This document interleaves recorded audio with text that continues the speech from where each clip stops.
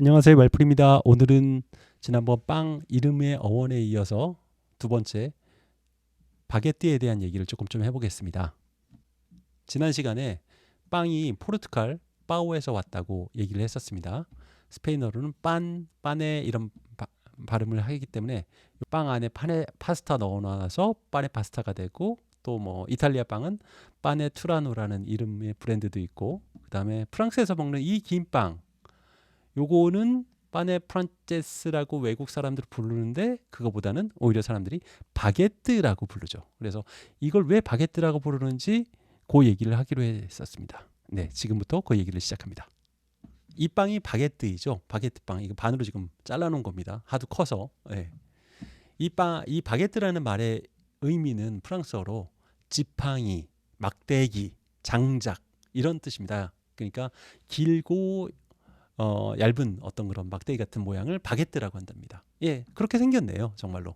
근데 왜 이렇게 빵을 해서 프랑스 사람들은 먹었을까요? 긴 거를. 보통 이렇게 작게 굽는 경우들도 있고, 아니면 크게 굽는 경우들도 있는데, 근데 이렇게 먹은 이유는, 이렇게 작게 구우려면 이 반죽을 이렇게 작게 하는데 시간이 오래 걸릴 거잖아요. 이렇게 작게 만들면, 예, 손이 더 많이 가니까 이거 하나하나 하기에는 너무 힘들었을 거잖아요.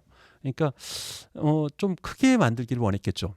근데 크게 만드는 것도 아주 크게 큰 원으로 하나 만들면 되지 않냐 이럴 수도 있어요. 근데 이렇게 만들면 화덕에 넣었을 때 이 안까지 잘 구워지지 않겠죠. 그래서 빨리 만들면서 잘 구워질 수 있게 하려면 어떻게 하느냐? 이렇게 한 줄로 빵 하나 만들고, 또 이렇게 만들면 속에까지 다 익혀질 수 있기 때문에, 그래서 바게트 빵이 나온 겁니다. 이렇게 만들어 두면, 요거 딱딱하게 굳으면 한꺼번에 싹 진열하기도 좋고, 예, 운반도 편하잖아요. 장작처럼 아예 지게에 담을 수도 있으니까. 어, 나폴레옹도 바게트 빵을 먹어서 뭐 자기 주머니에 넣어놓고 다녔다라는 뭐 그런 얘기까지도 있을 정도로, 예, 바게트 빵은 들고 다니기에도 좋았던 그런 빵이었습니다. 이렇게 프랑스 사람들이 빵에 대한 애착이 컸기 때문에 우리나라에서도 브랜드를 만들 때 바게트라는 이름을 사용을 하고 있죠. 프랑스를 대표하는 도시 파리와 바게트를 합쳐서 파리 바게트. 예, 이름 잘 만든 것 같아요. 이게 해석을 하자면 파리 방망이빵 뭐 이런 브랜드가 되는 거죠. 뭐 또 다른 그 파리 바게트와 쌍벽을 이루고 있는 또 다른 브랜드가, 예, 뚜레쥬르죠. 뚜레쥬르. 이거 뚜레쥬르라고 발음하죠. 이것도 프랑스어입니다. 뚜레쥬르가 어떻게 되면 뚜가 올이라는 뜻이고요. 레스가 이제 레스로 발음하지 않고 레로 발음하는데요. 레미제라블 하듯이 그거와 같은 겁니다. 여기 이제 정관사 덜을 의미하고요. 주루는 데이스 날짜를 말합니다. 그래서 뚜레쥬르 하면 매일마다 몰더 데이스에서 뭐 매일마다라는 뜻이어서 매일마다 여기 와서 빵 먹어라 뭐 이런 브랜드의 명입니다. 예, 둘 다 잘 맞는 것 같은데 아무래도 파리 바게트가 탁 느낌은 확 오는 것 같아요. 예, 바게트 빵은 사람들이 알고 있으니까. 그나저나 지금 이 브랜드들이 다 프랑스 거잖아요. 아까 빵 했을 때 빵 하면 포르투갈에서 온, 일본에 처음 도착했을 때 거기가 포르투갈이었는데 왜 포르투갈이 아니라 프랑스가 생각이 날까요? 그 이유에 대해서 오늘 얘기를 해보겠습니다. 그 이유는 바로 1789년에 프랑스 대혁명, 네, 그것의 원인이 되었기 때문입니다.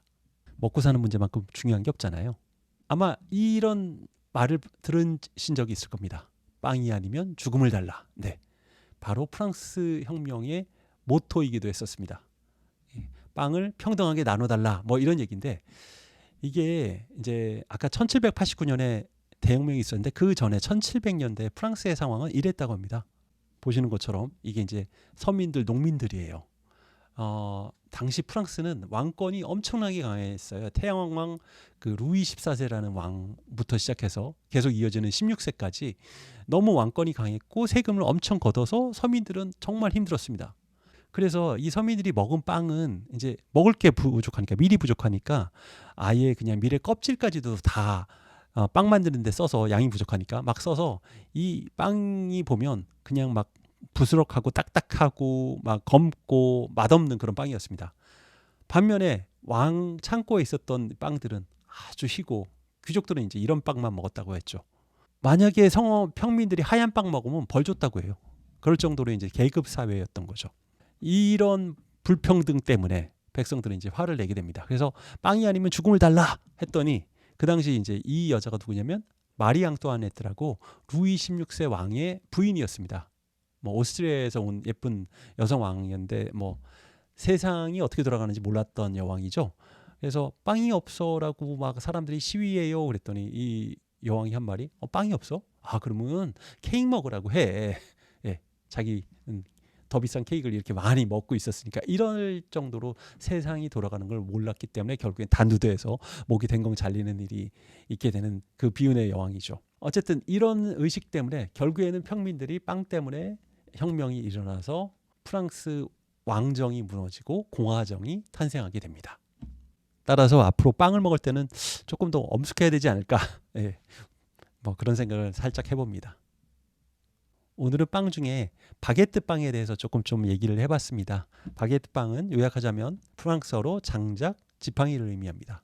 그리고 빵은 프랑스인들에게 너무나 빵을 좋아하기 때문에 특히 바게트 빵을 좋아하기 때문에 프랑스인들에게서는 생명과 같은 거고 그래서 바게트는 세상을 바꾼 의미가 있습니다. 파리 바게트 다시 한번 이름을 잘 지었다는 생각이 드네요. 오늘은 여기까지입니다.